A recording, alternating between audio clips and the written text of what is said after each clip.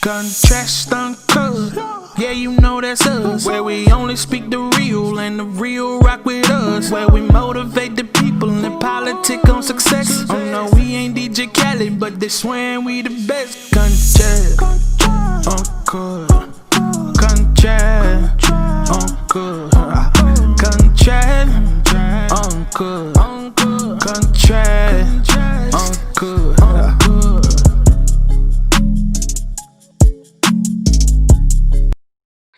What's happening? It's Contrast Uncut. It's season 4, episode 14. Man, big shout outs to Uncle Snoops Army and Bobby D Presents. I appreciate you, brothers. It's your host, Zylo, aka DJ Juan Dollars, like I won some money. Today, ladies and gentlemen, we have an incredibly dope and gifted special guest. She's from Miami Beach, Florida, and currently based out of LA, Los Angeles, California. She's a daughter of the greatest, Muhammad Ali, and the third youngest of 9. She's an author, realtor, philanthropist, and writer that has written some phenomenal books, leaving an in-depth level of understanding of one of the greatest men of our planet, her father. She has written At Home with Muhammad Ali, a memoirs of love, loss, and forgiveness, More Than a Hero, and co-authored with her father, The Soul of a Butterfly. She is also a freelance writer for CNN.com, ESPN, and Citizens of Humanity magazine. She has appeared on the Oprah Winfrey Show, Entertainment Tonight, Queen Latifah Show, just to name a few. As well as, she's been in the documentaries, including Muhammad Ali Through the Eyes of the World. She's also popped by here today on Contrast Uncut. She grew up with the champ and the greatest to everyone, but to her, it was just her father, and she was daddy's little girl. And that's most important. And if you don't know who's on the show by now, it's all good. We got the opportunity and just the blessing of having Hana Ali, everybody. How are you doing, Hana? Well, thank you. I love that intro. That was just so gracious and nice. I was like, ooh, listening to you about myself. Thank you. Let me just say one thing. So I'm not from Miami Beach. It has misinformation online. I noticed that. They mixed my husband's birthday with mine and my other sister's location. Layla was born in Miami Beach, Florida. I was born in Michigan, but we were both raised here in LA. So, so I noticed that a lot of those online profiles have a lot of, I think because there's so many kids, they mix the details up. So, yeah. First to admit, I'm from LA. Anything wrong, but I appreciate you. You didn't, just so they know. People know. But yeah, so, the internet is crazy. So, but thanks for the intro. That was really well. Oh, Hana, what part of Michigan were you born in? So I was born in Berrien Springs, Michigan. Boring Springs, Michigan. My father had a training camp. Well, he had a farmland there, 88 acres. He kept it his entire life. He loved it. And it was a couple hours outside of Chicago. So he'd go there to train sometimes when he wasn't at Fighter's Heaven in Deer Lake, Pennsylvania. And we would spend summers there with him after our parents divorced, and he'd bring all his kids together there. And he loved it, the beauty, the land, the peace. But it's a small little town, and that's where I was born. And I lived there in Chicago until I was about 2 or 3.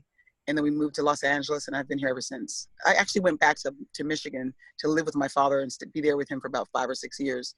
But that wasn't my adult years. That's where we wrote one of our books together, The Soul of a Butterfly. It was done there in that time that I was with him there. Best time of my life. So grateful for it. It was like from 2001 to 2007-ish, 2006. Ooh. So, yeah. Amazing. I have my family's from Grand Rapids, Michigan. And so when I heard Michigan, I was like, ooh, that sounds like we may have something in common. But yeah, I know Grand Rapids. I had a friend that used to live out there, and he loved it. I went down there for a bit. It's nice, and it's a lot more popping than Berrien Springs, as you probably know. Yes. I mean, I don't know. I haven't been across Berrien Springs, but it's somewhere I'm gonna have to add on the travel guide to make sure I see if it's boring or if it's to the hype. It's not. Nothing's happening. But I'll tell you this. I've never appreciated the changing of the seasons as I did when I lived there. Because, everything, I'm in LA, and you just don't really feel the change that much. But I appreciated the feeling of the passage of time. And you really appreciated the summer and the winter for what it offered, and the spring and fall, you really could see it. And like when you live on the East Coast and places where, you know, it snows, I do miss that. And I miss the land, and it's very serene. It brings you closer, I think, to the spirit of God and creation, to just have things slowed down. There wasn't a lot of industrial areas. So you really appreciated nature. You got out more. You went to the beach more. You did walks, hikes. You did more things because there wasn't as much to do to distract you. So I miss that time in that place for that reason. It was so much more spiritual having that, like I said, that slowness, because, you know, we're so caught up in the day-to-day everything, hustle and bustle of life and all the distractions. And when you do that, you just get a little more, I think, close to the creator and with who you are and yourself. So I got a lot more, I'm already spiritual, but I think I got a lot more centered and okay with being alone, okay with time being still, okay with not having a lot of people around me and activity around me. So it was an experience that helped my soul grow, I think, in a way that I didn't know that I might have needed it, because I grew up in the city so much. So I got used to the quiet and the stillness, spending the time with my father every day, and his quiet and stillness brought even more quiet and stillness, made me even more okay with just being still. So many people are fighting and moving around and hustling and bustling, and they're not dealing with, I think, that inner spirit that needs to be addressed, whatever, past pains, past issues, things that are suppressed that we don't deal with because we're not still. So I see a lot of people that just can't sit still. The coronavirus and not being able to keep your day as busy, just a lot of people are losing it. And because there's a lot they're not dealing with, I think, emotionally and inside internally, and you're forced to face it, and they're turning to things that are not healthy and breaking up and having a lot of issues. And it's really sad because yeah, I think the whole universe is being forced to slow down and reflect and just heal from within. You know, being in a fast-paced environment like Los Angeles, you know, that weighs on you, where you got to keep that same energy moving forward to what you do every day. And, you know, as you just said, across the nation, everyone's trying to keep up to this life that they were doing until the world pretty much shut down, and you had to reflect. And the blessing in disguise for you is that you were able to get a foreshadow of what it was going to be like in the future, but at the same time, you were able to slow down and appreciate the slowdown. I live in a Yes. Like, Yes. I And lived in a place called Bakersfield, and like I grew up in LA, and we went back and forth as kids. And when my father died, my mother just stayed in Bakersfield pretty much. And you know, it wasn't as big as LA, but it had the aspirations of being a big city. And then when you know, my brother, he ended up going to a ranch and just settling down, and you got to hear just the distance between what I thought was a town, which was actually a city, to going to a town and reflecting on quiet and seldomness, and actually having ability to reflect, to meditate, to just appreciate the slow downness of that. The time's not going as fast as I think it is now. no, you're right. It's true. Some people are handling it the right way. Others are not, making the best choices. But I think that, you know, it's just the universe now. Something bigger than ourselves has forced it. But when it first happened, you know, I was really forced to sit still because I had a back injury. So not only was I stuck, but I was like literally like stuck on the sofa. So with the back injury. So yeah, that sucked. But I think that you're right. It's something that we have to just work with, and, you know, try to look at ourselves and hopefully make the right choices and decisions, and go within and just know that everything is going to be okay. Everything's going to work out. Absolutely. We'll see what happens. Yeah. Well, Hannah, I got to tell you from the very beginning, time's the most finite thing we have on this earth. And I got to tell you that I appreciate your time. I appreciate you coming on the show and being transparent and just having this conversation with us on Contrast Uncut. Thank you for having me. I'm always grateful to be asked, and happy to do it. There we go. Now, speaking of time, Hannah, what is a normal 24 hours for you? Oh man, it's different every day. What is my routine? Let me think. So I guess a normal 24 hours would probably just be on an average day that I have nothing to do. It would just be to wake up and I say a little prayer. It, you know, just literally from right away, waking up, feed my little dogs, open up all the windows because I like a lot of sunlight. I don't drink coffee, so I don't go into the kitchen for anything. And I just sort of like lollygag around, look at some books, read a little spiritual book, passage here or there, call a few friends. That's how I wake up in the morning. and then get the day started. Right now with Corona happening, that's my typical day, the one I just described. So it's not the hustle and bustle to get anywhere really. I like to take drives. My father loved taking drives. My favorite thing is to get in the car and just take a scenic drive. Yeah. And I feel like I'm out, and walk around the neighborhood, be outside, and visit with friends. So it's just, I've been doing a lot of movie watching lately. So because there's not much going on, and project planning, things like that, visiting with my grandmother,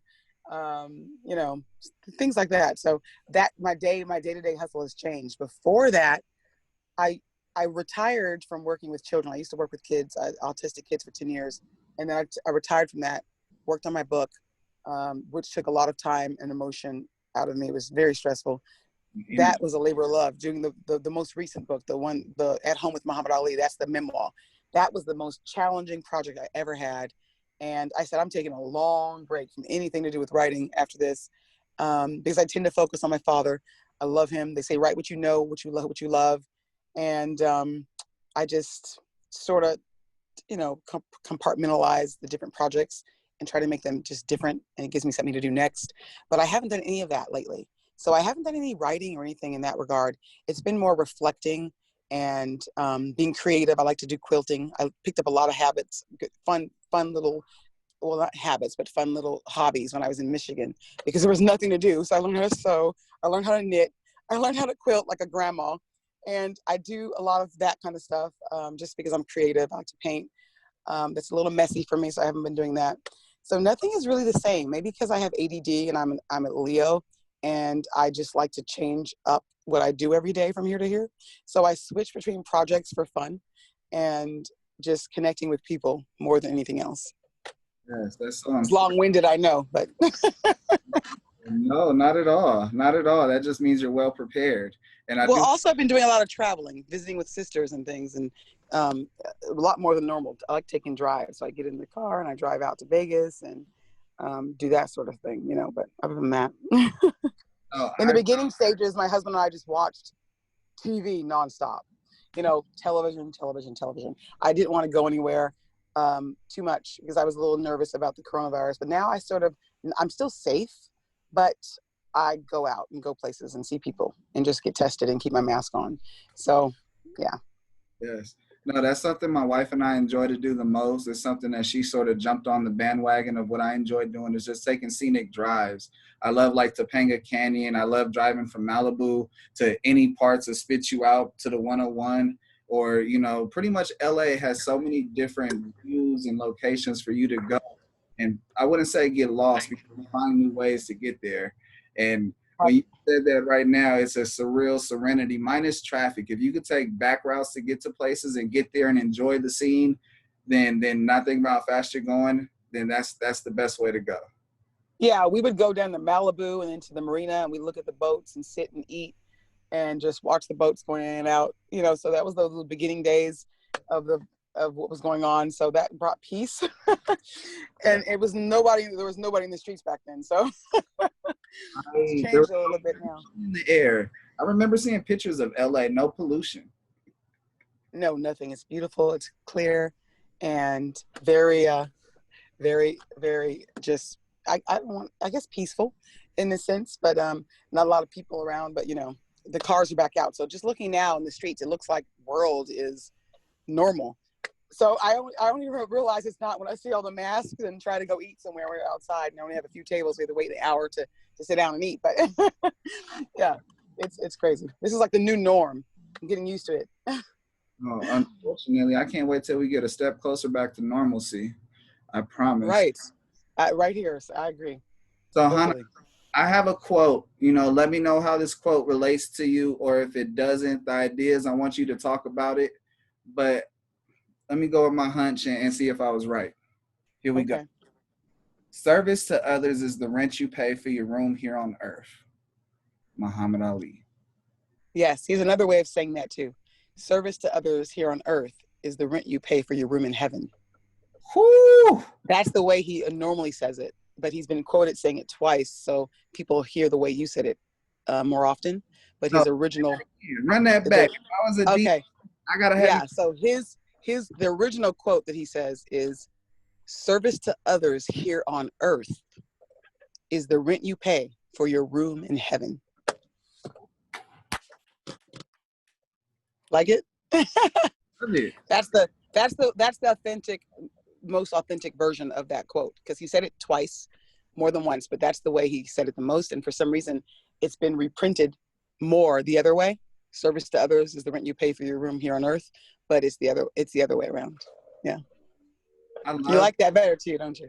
Oh yeah, because the powerful meaning behind it, like you read, Yeah.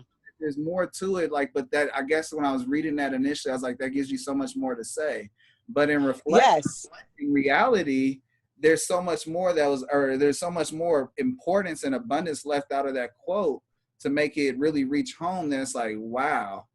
Yes. And my father, it could go both ways, but my father, everything he did in his life was trying to get to heaven.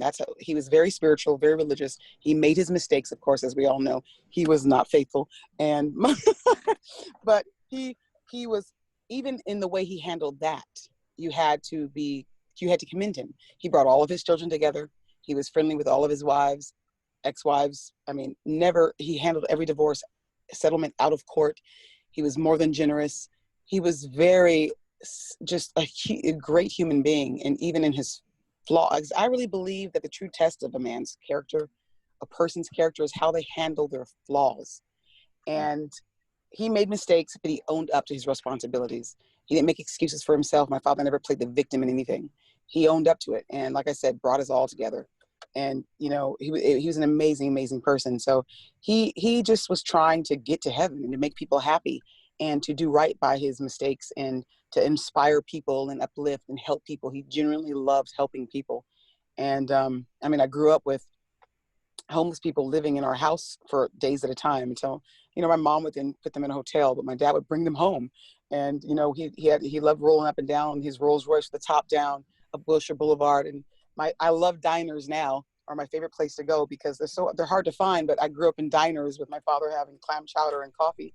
And at Carnations that used to be on Wilshire Boulevard in Los Angeles, and a Bob's Big Boy that's no longer there now. Now it's a BMW dealership.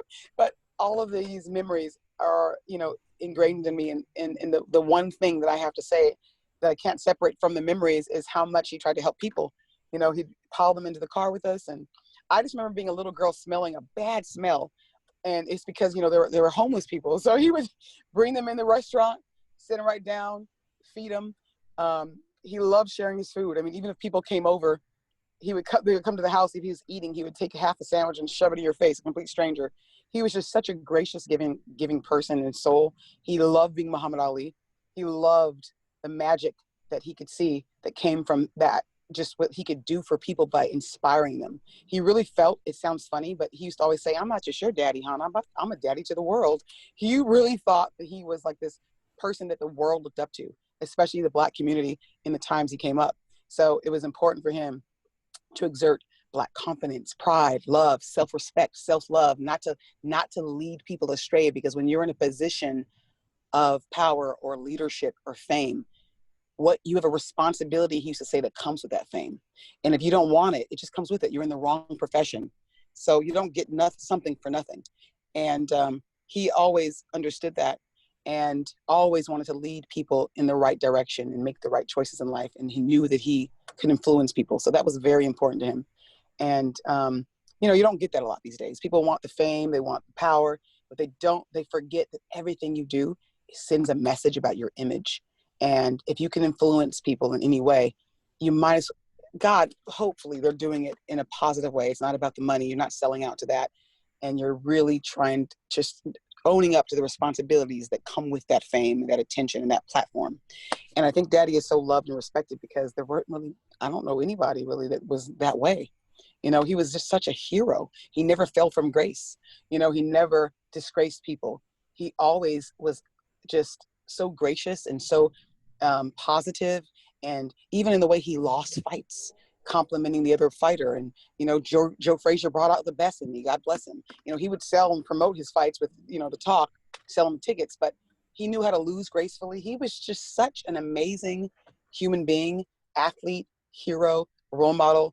And I just love him more than life itself, and miss him more than anything in the world. So I'm always grateful and love talking about my dad. But I'm going on a tangent now, so let me give you a word. So you can get a word in edgewise. The show will be over. I'll still be talking about daddy.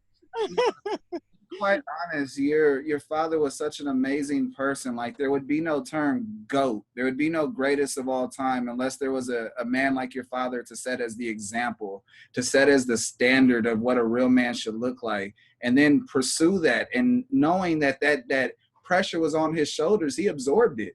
He was like, this is another hit to my stride.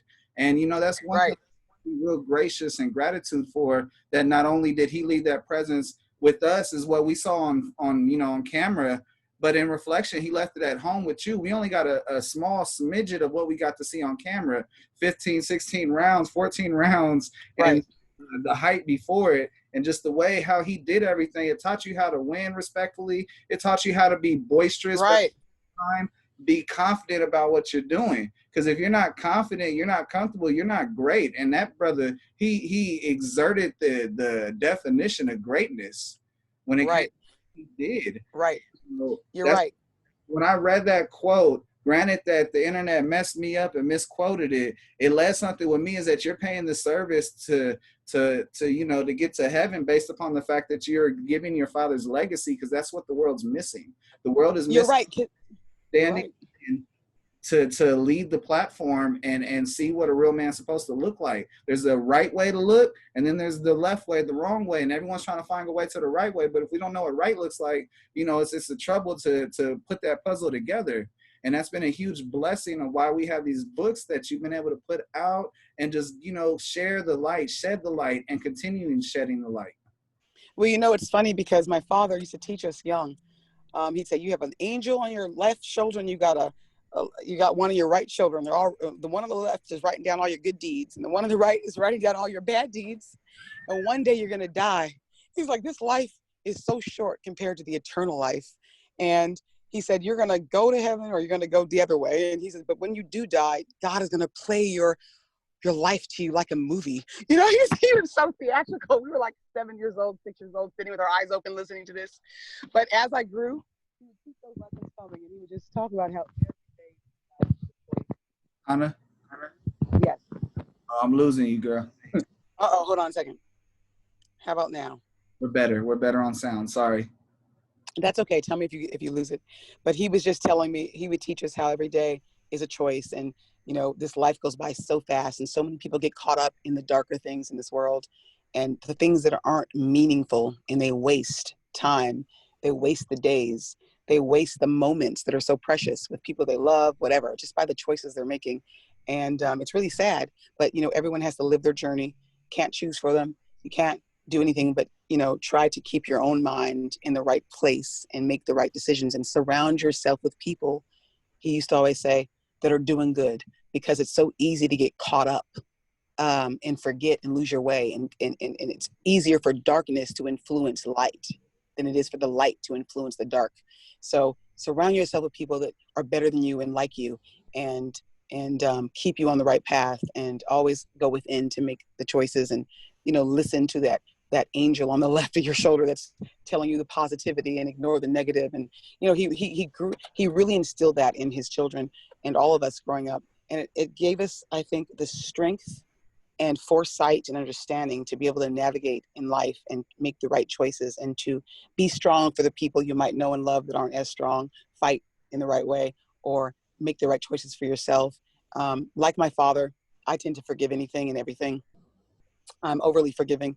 My dad was that way, even to their own point, to his own detriment. I'm one of those people where if someone's sorry, it's just, okay, they're sorry. It doesn't matter what they did, really. I can forgive. And I get that from my dad, I think. And I see it as a blessing. I'm glad I'm that way. I don't have any resentment inside, or I don't hold on to negative feelings that can just, cause people to act out in ways that aren't very delicate or positive. I just let it go. Move, one of the greatest lessons I got from him, or I guess from my genes, I would say that the ability for myself to just forgive and know that everyone's here on their own life path, trying to find their way, and they're going to make their mistakes. And you can just pray and hope that they find their way. And just people that you love, friends, family, whoever, strangers, whatever. Just so if people can, I think, take that from the many lessons that my father was on this earth, I think, to teach. It's the forgiveness, the humanity is his greatest accomplishment, his humanity, because it's so hard for people to love and forgive and understand. They only think about their own pains, their own hurts, and they can't see clearly through that. It's like you can't see the forest for the trees. And he was just amazingly humble to be the most loved and famous person that ever walked this earth, with how big he got at a time where there's only 3 television stations, no social media, so well loved because it was his humanity. And, that's the hardest thing and the hardest lesson. I thought my dad didn't believe in reincarnation, but I do. And he must have lived 1,000 lives because he had that in spades, the forgiveness and the humanity. And I used to always tell him he was an angel on this earth, and the only little flaws you have are because you're human. So, but it's an extreme blessing to understand that you don't allow any darkness to get into your positivity of light. And that is because you get into your, but it's also obscured through your brain. It's processed that way.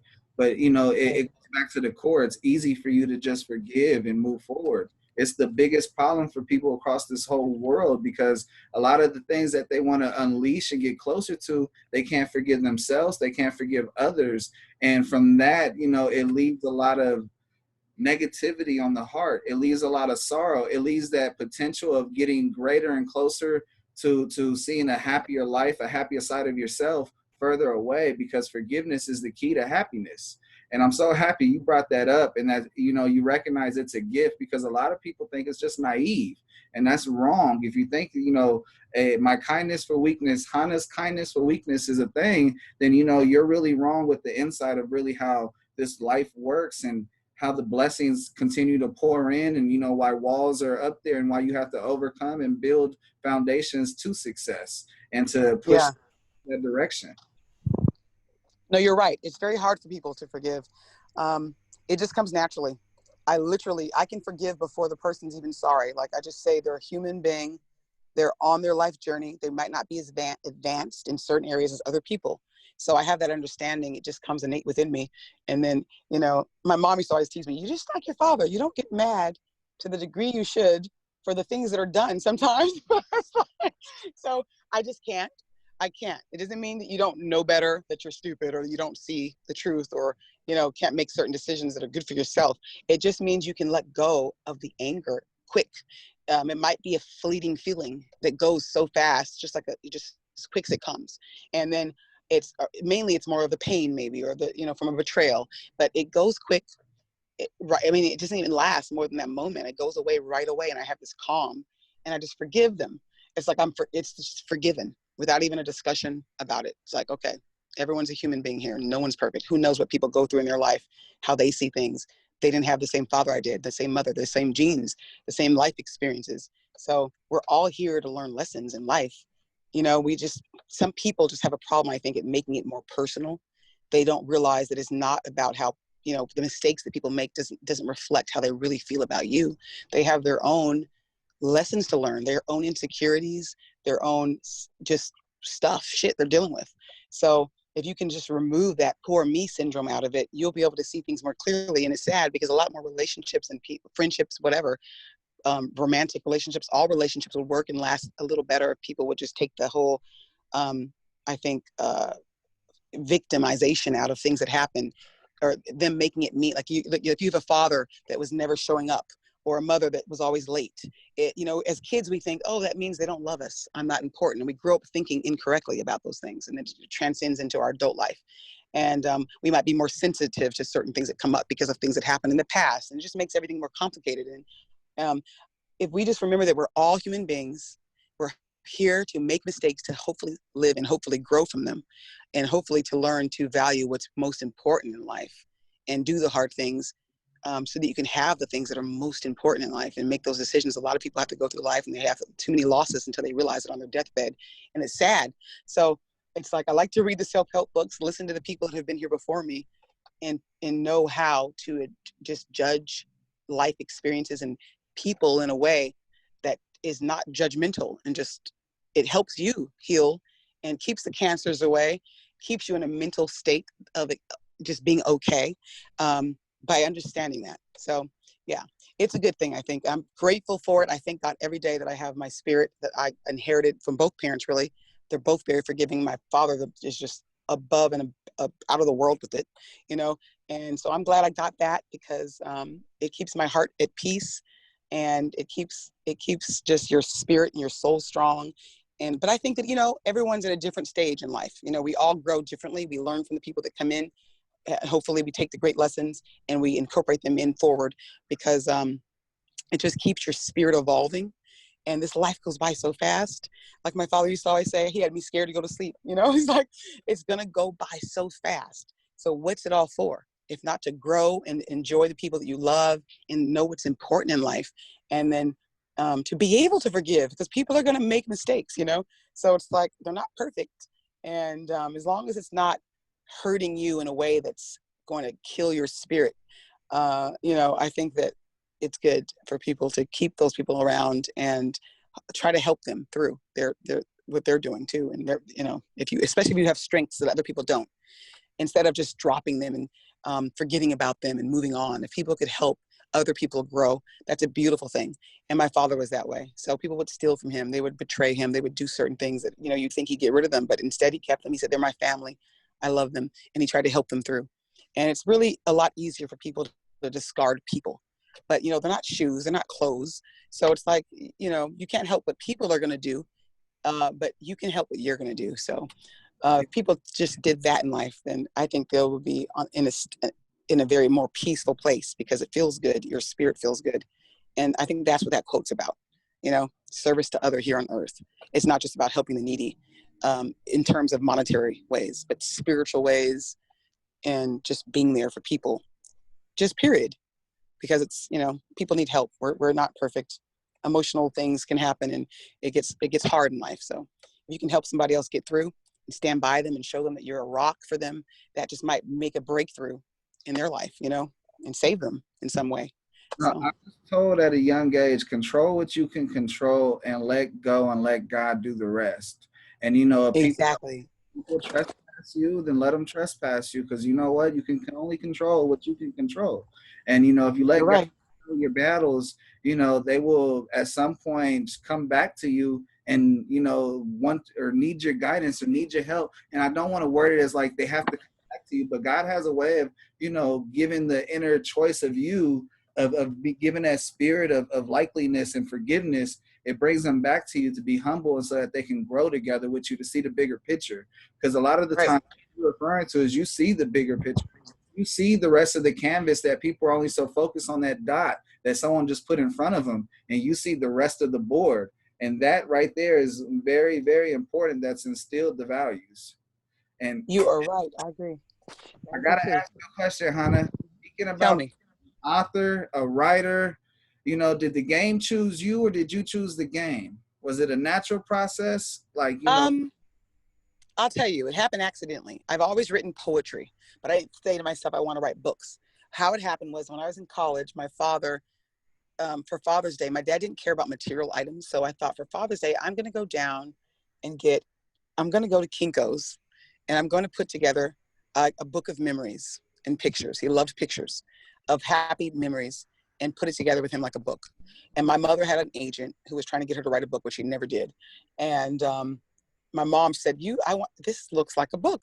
So she showed it to Susan Crawford, and Susan loved it, and it got published. That was More Than a Hero. And that was my first book. And then the second one was The Soul of a Butterfly, that was by my father with me.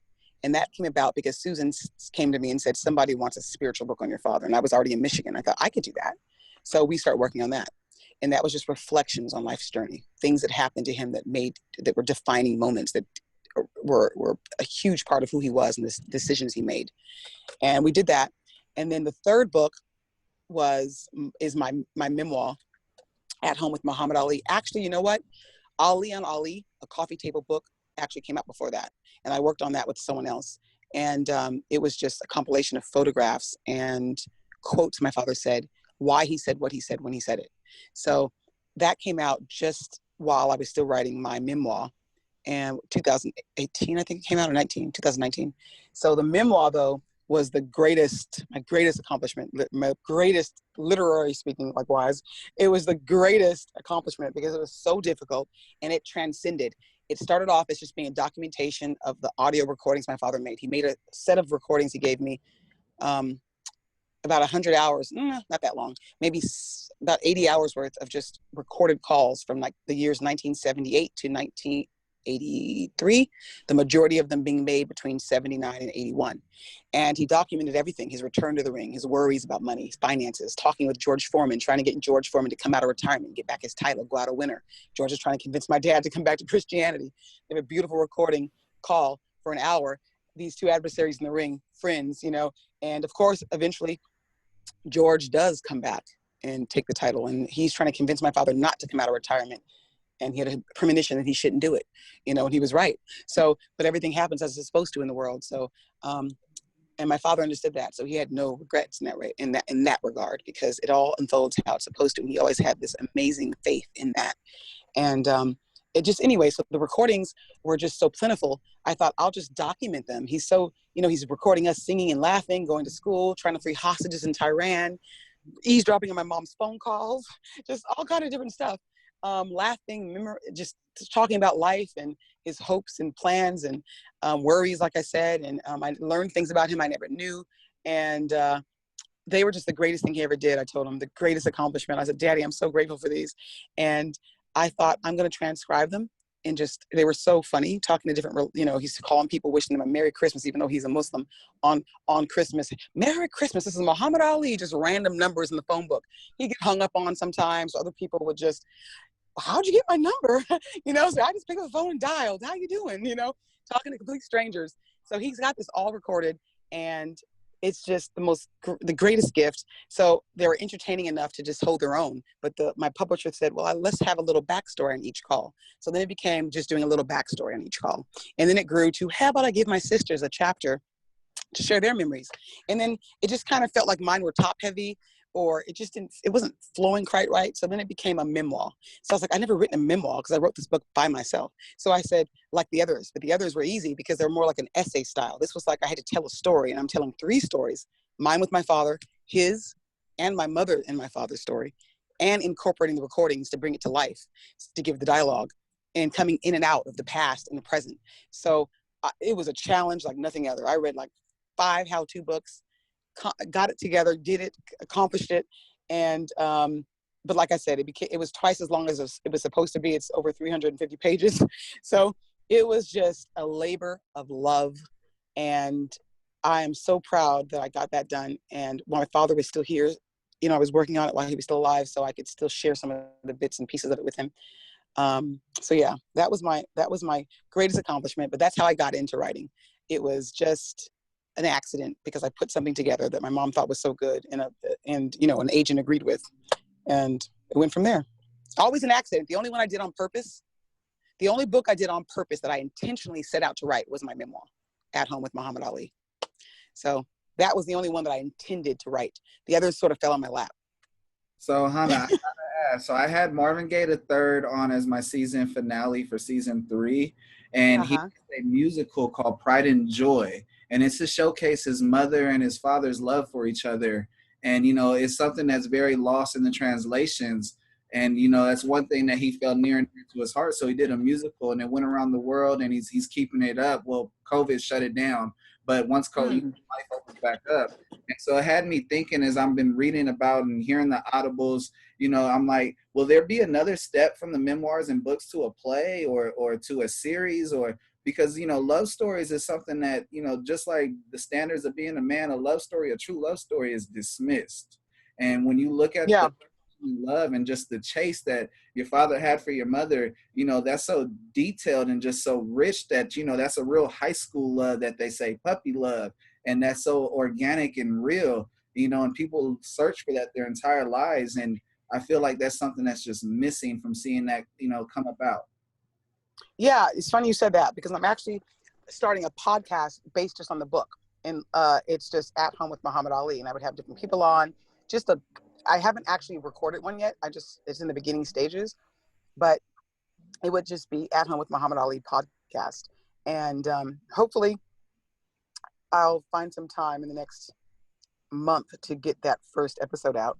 But I'm still trying to figure out how to go about that, so who to have as a first guest and just make it about the book and the memories. And like you said, the relationships and just, yeah. But there is an audio book out of At Home with Muhammad Ali, and I chose not to read for it. I did read the epilogue at the end, but I chose not to read the book because there's a certain amount of breathing that goes into doing this, and an actor would do much better. There's so much acting in my book, and I wanted it to be well received and easy to get through. So I didn't want it to be, I wasn't reading it properly, or it's a long book. So I'm so proud of the woman I chose to do it. She read for a book I listened to called Kindred, and she had the most beautiful voice, most pleasant voice. Her name is Kim Stoughton. So I sought her out and found out she lived in LA, had a lot of connections with my father and Malcolm X and our parents in the past. It was a coincidence. So she read for the book, and it's available anywhere audiobooks are sold, audible.com, audiobooks.com.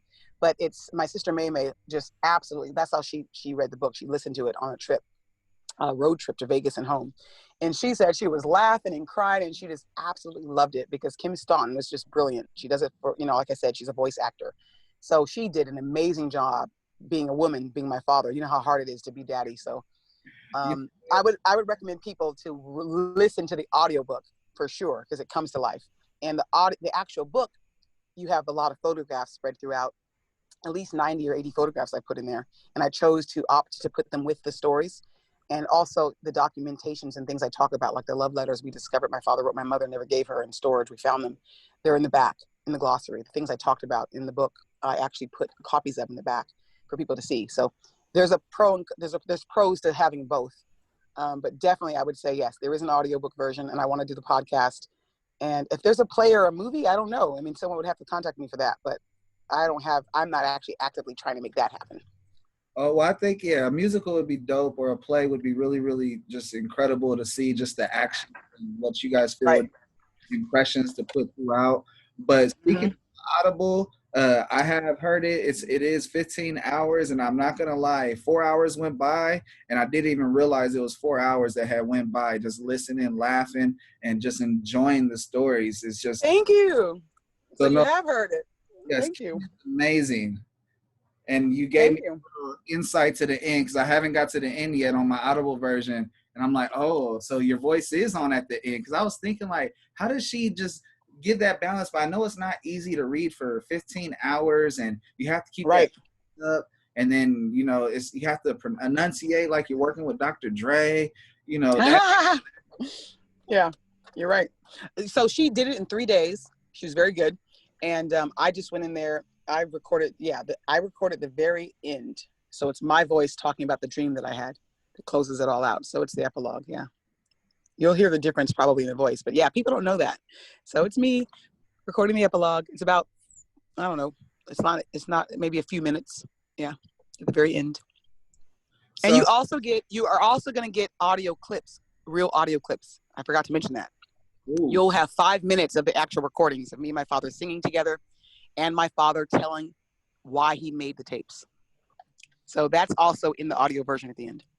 And you know what, as I'm thinking about it, hit me like a ton of bricks. This era that you have these audio recordings is when he was on, his latter end of his career. He's focusing on, I'm about to retire. He came out of retirement, and you have just that era caught on tape, which is amazing, because his energy is the battles. Those are huge decisions that he's living through daily.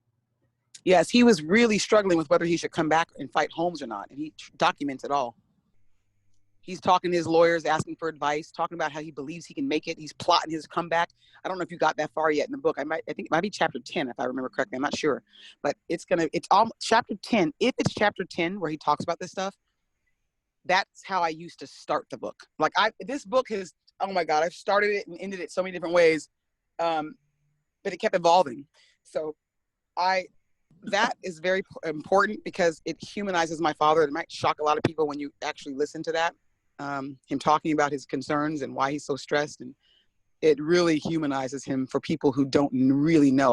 You always think people know the person the way you know them, but they don't, and they know him in the world. But he was very candid, Very easy for him to express and share his feelings, my dad. A lot of men have a problem doing that. My dad didn't. So he talks about his worries, and he's recording it all for history.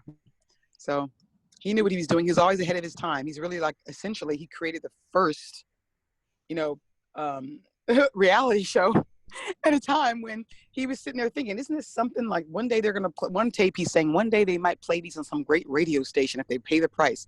He was always thinking ahead. So he even says that throughout the tape, so many tapes. You're going to be so glad I did this one day. I'm so history conscious and history minded. And I'm always thinking about life, and life is so fleeting and beautiful.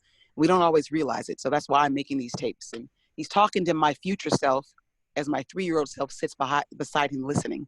And he's telling me why I made the tapes. And it's my favorite tape. So I wanted to share that. So that's at the end. So you'll get to it. You'll get to hear it. Oh, wow. That's so amazing. Oh, my Lord. Tell me how. Make sure you text me. You got my number. Text me how you like it when you finish it, because I always like to hear. I read reviews online, which reminds me I haven't read them in the past month or so. I got to go on there. I reply to people's reviews too. Ooh. I love reading what people think about the book. It makes me feel good because it was so hard. I worked so hard. It's my greatest accomplishment. And like I said, and I'm so grateful for all the people that actually did read it, especially the people who are in my life that know the story.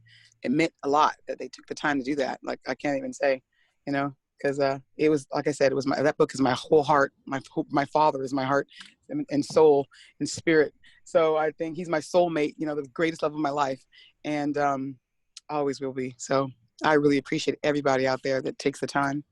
And I hope that you have a better understanding about him, and hope that he inspires you to make the right choices in your own lives, and to love people, and to live every moment in grace and gratitude, and just charitable and loving, and just really live this life and not get caught up in all the negativity, the drugs and the mistreatment and the money and the fame seeking. And it's just so sad because it doesn't really give you anything. It's not fulfilling. It doesn't really do anything for you. People do, so cultivate the relationships and give love and receive love, and just spend time loving and growing. And I think that will be the greatest accomplishment of any human being. Because none of this stuff, what job you have, how much money you make, really matters. Gets you through the days ins and the days out. But if you lose sight of what's really important, what's it all for? It's a wasted life, So hopefully people find their way and they find some inspiration from my father's story. And like I said, he handled the hardest things with such grace and dignity. And it never wavered his faith. He used to say, God's my bodyguard. I can't go out here and not live life and walk down these streets and people worrying about somebody getting me. Because if someone's going to get me, nobody can stop him but God. So God's my bodyguard. And he didn't let it stop him. He walked the streets free without anybody. His bodyguard was not really a bodyguard. You know what I mean? So anyway, I hope that they get something from it and it changes who they are inside. I get a lot of that with The Soul of a Butterfly. People tell me that it changed them. So I hope that this book gives greater insight into who my father really was, and helps people grow and be happy, and just do something to change the world, change people in some way. So. Yeah, no, because it pretty much broke down the reality that, this hype of everyone thinking that he's unbreakable. He is the greatest man on earth, but at the same time, he bleeds just like everybody else. He breathes just like everybody else. He still sleeps. He's still a man at the very end of the day. And it's so important that people remind themselves that, because he had to go through so much just to go through the decisions he made. He had to sacrifice so much. You said it yourself in the beginning. He felt the whole world was his kids. And, in all, yeah. I still feel like to this day that he is my father, because of the amount of knowledge he gives me. And about him. Yes. Yes. A lot of people say that to me, that your father was like my father. I look to him for guidance. And I think you're right. And my father, the only part of my father that was unbreakable was his spirit and the love in his heart. Nothing would ever change that. Not sickness, not loss, not failure, not anything. That was always steadfast. Nothing anyone could take from him would take that away. And that is why he was so strong. And the part that he would say that, the physicality, because we're human, that part, of course, he would say, God gave me Parkinson's to show you and to show me that I'm not Superman. I'm just a man like everybody else. It humbled him. So he got to live the full spectrum of his life here on this earth. And even the getting sick at the end is part of his journey here because it humbles him.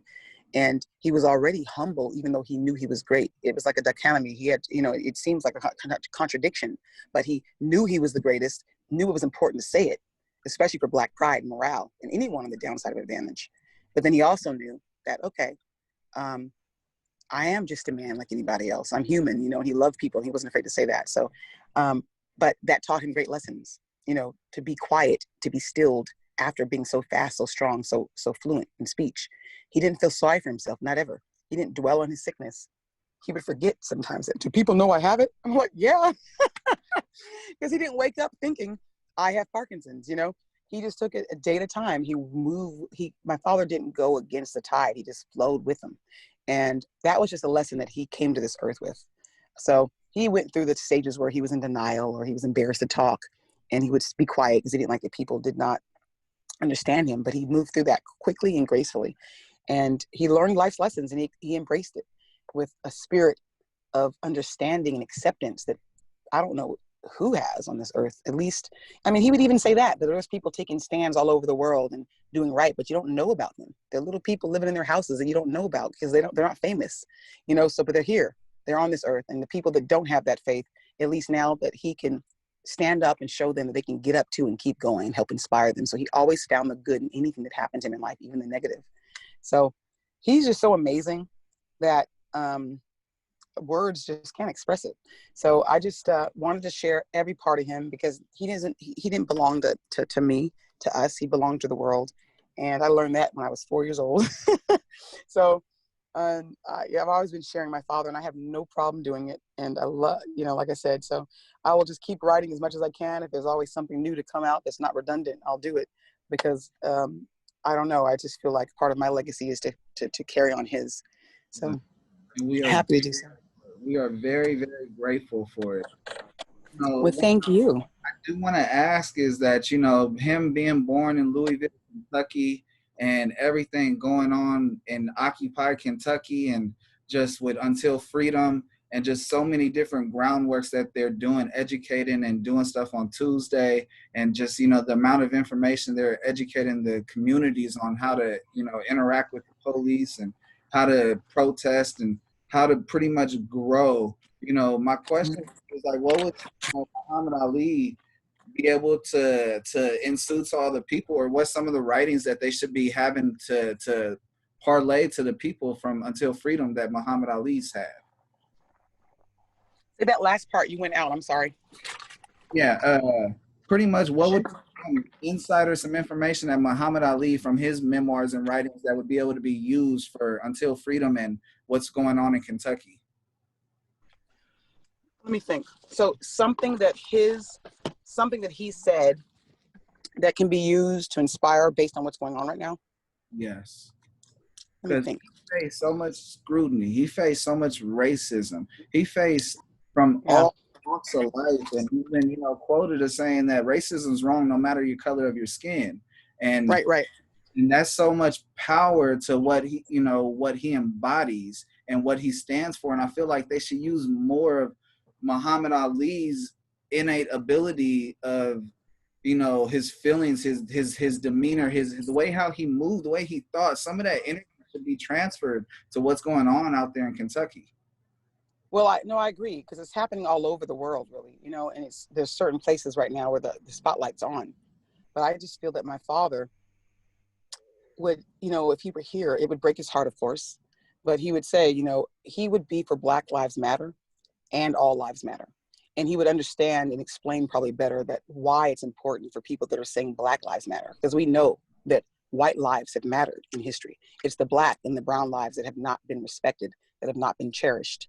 So that's the importance for all the people who don't understand the Black Lives Matter movement that unknowingly or ignorantly, or just because they just don't care, state all lives matter in a sense that they don't understand, I think, why it focuses on Black lives and brown lives mattering.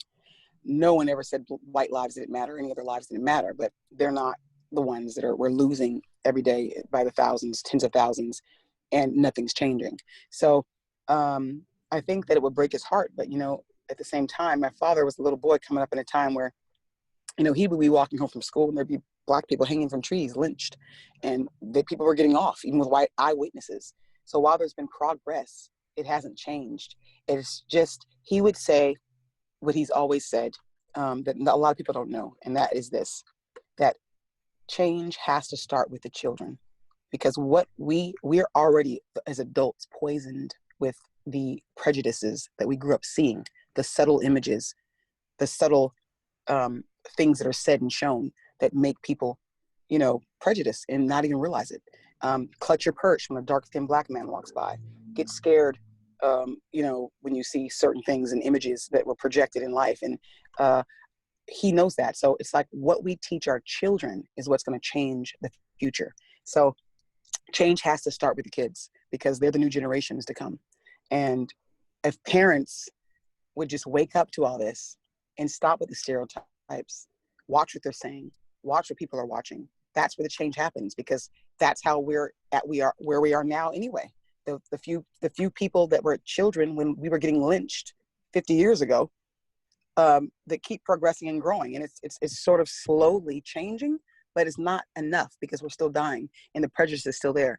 So it's going to take time, but it has to start with the children. That's what my father would say. That's what he would promote. Start now, teaching the children that we're going to be molding and teaching for the new future generations what the right is, what the wrongs are, to love, to forgive, to stop seeing color the way we're seeing it. And it's sad, you know, that we're still here, but we are adults, and a lot of us in our minds are already poisoned. So I think that people who are committing these crimes and the hate that they have inside, we can't really change them. You might scare them. They might, you know, go into hiding, do it in a different way and subtly, but it's really hard. It's going to take time to change those people. So like I said, we got to focus on working on the ones that are younger, that really are going to be the future, so that the future generations aren't having these problems. And the Breonna Taylors and her parents in the future aren't crying because another Black life was lost, another person was killed unjustly. You know, so I think that's what's important, because we don't want to breed and teach hate either in these people who are lost souls that are doing the wrong. So you just teach them how we're supposed to be feeling, and teach them how we should view the world and each other, and patience and tolerance, not hate or abuse of power. So if we can do that, I think the future has a chance of being really positive and different. But the focus does have to be with the kids, and that's what my father would say. Absolutely. No, children are free spirit. They're not prejudiced. They're born in this world free, Right. and, you know, they can only grow to what they're taught. And when you said that your father's quote, it made me think of another quote from Frederick Douglass. And he said, it's easier to build strong children than it is to repair broken men. And Yes.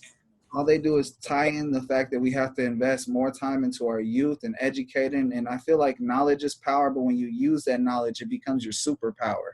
And as much Exactly. awareness as we can, let's do it.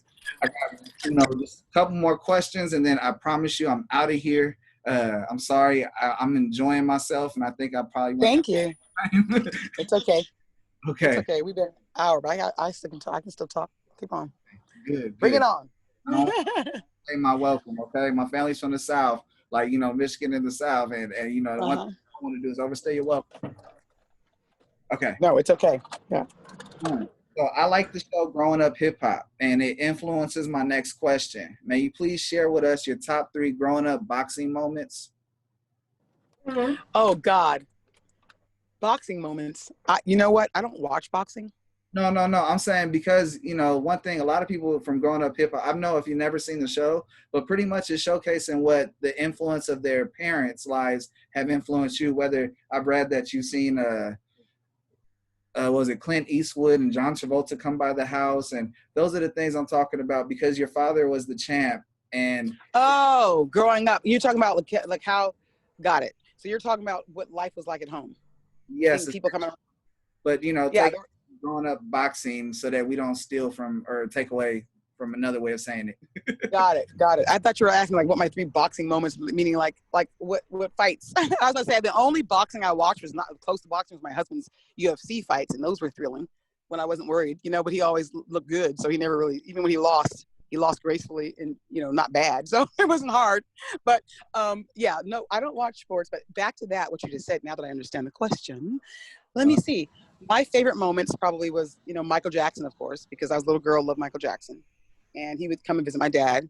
And last time I saw him, though, was when I asked him, why do you talk like a girl? And he said, I guess God made me that way. But yeah, fun moments like that happened all the time. My father loved having company. He actually loved entertaining everyday people more than he did celebrities. He loved pumping them up and pumping people up. He loved to say, Hana, come here. That's the world's greatest chef, talking about our cook. Or that's the world's greatest mailman. He can deliver more mail than anybody on the block. He loved to pump people up, make them feel good. So whatever celebrity did come by the house, it was the same thing.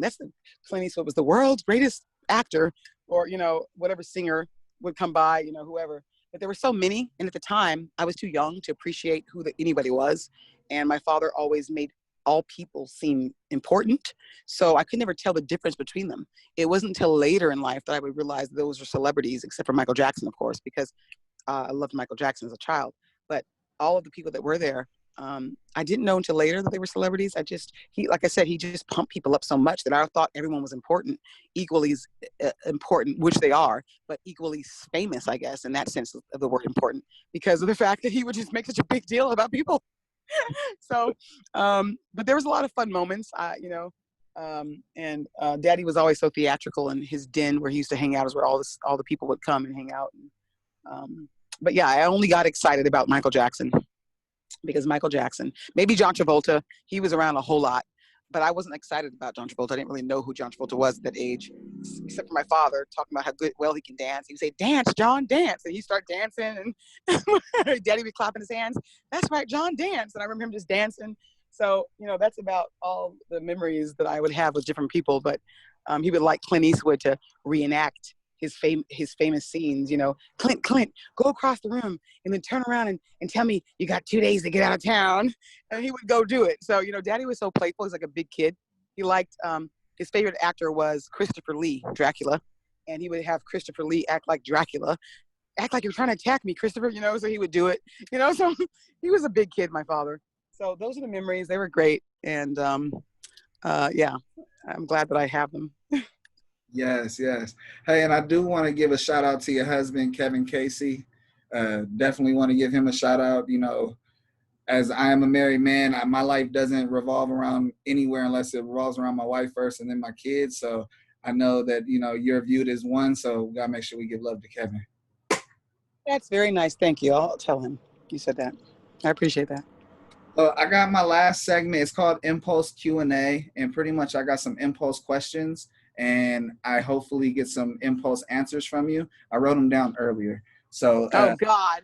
Okay, let's hear it. Yeah, no, I'm not that crazy. So don't worry. So question, you don't like the question, you could say pass, and that's totally fine. But I have another question for you. I want you to answer 3 questions. Okay, let's hear it. Here we go. Question number 1. To make life easier, what is one thing you do every day that you wish was automated?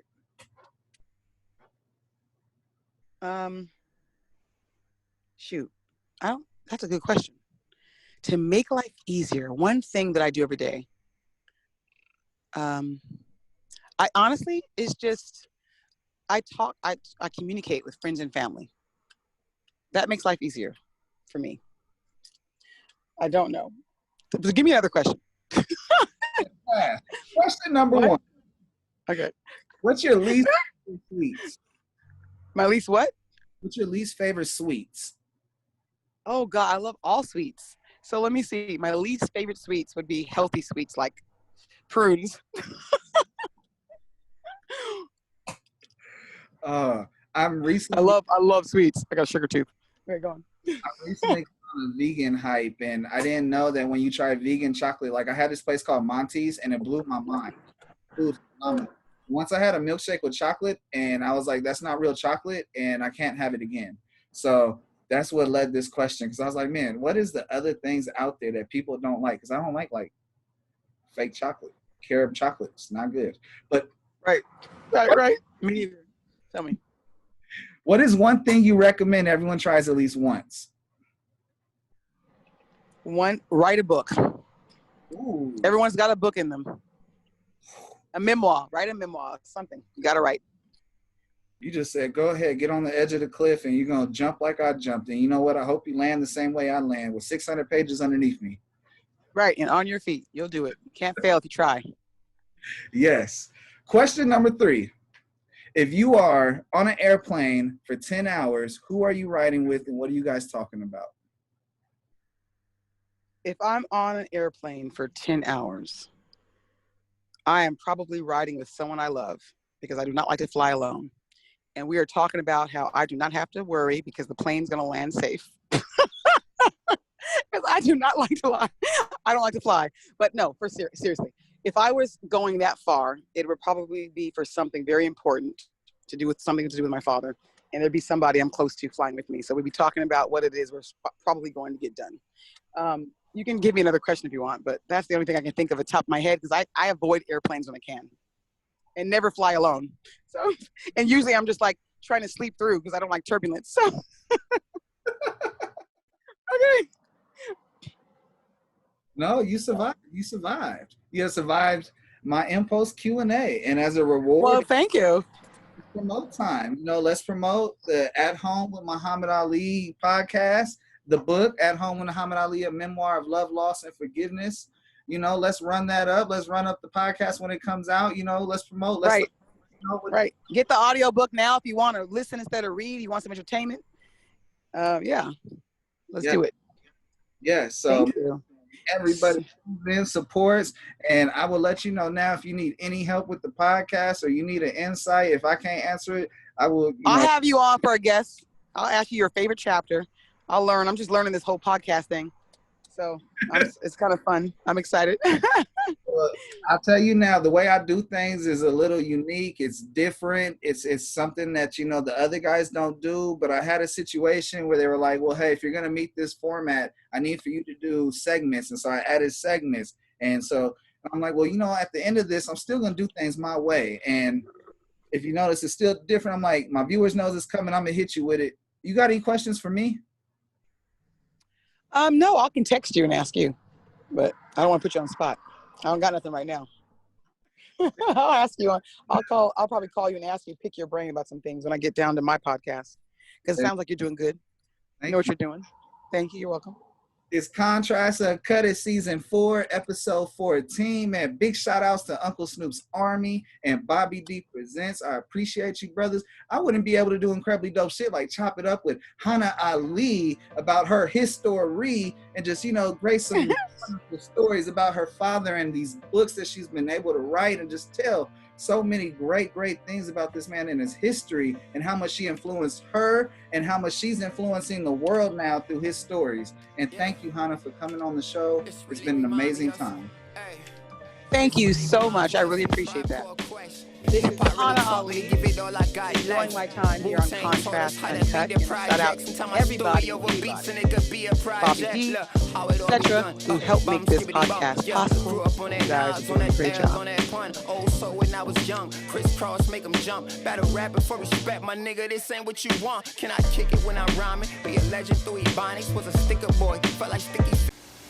Man, I know you guys can't smell this right now, and I ain't talking about none of that other stuff. I'm talking about some of that good stuff, that smell good stuff. I think it's breakfast. What time is it? It's breakfast time. Make sure you tune in to Contrast Uncut no matter what you're doing. Whether you're eating breakfast, you're smelling good food like I'm smelling, or if you're smelling other stuff, we're good to watch too. Make sure you tune in. Thank you.